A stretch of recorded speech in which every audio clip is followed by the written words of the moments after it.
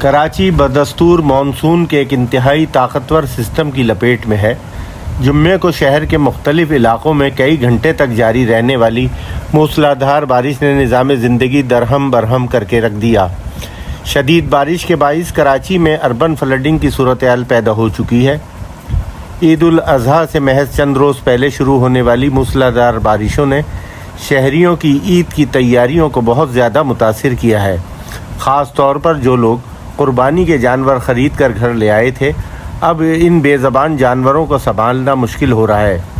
محکمہ موسمیات اور سندھ ڈیزاسٹر مینجمنٹ اتھارٹی نے شدید بارشوں کے حوالے سے پہلے ہی جو الرٹ جاری کیا تھا وہ درست ثابت ہوا ہے اور بارش کا سلسلہ مسلسل جاری ہے۔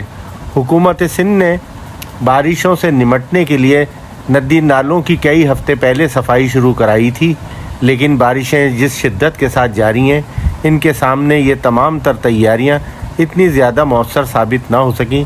شہر کے نشیبی علاقوں میں پانی موجود ہے، جس کے سبب ٹریفک کی آمد و رفت میں بھی خلل واقع ہو رہا ہے۔ کراچی میں جمعے کو سب سے زیادہ بارش گلشن حدید میں 77.7 ملی میٹر ریکارڈ کی گئی۔ ملیر، قائد آباد، گلشن اقبال اور شہر کے دوسرے علاقوں سے بھی شدید بارش کی اطلاعات آ رہی ہیں۔ طوفان باد و باران کا خطرہ ابھی ٹلا نہیں ہے۔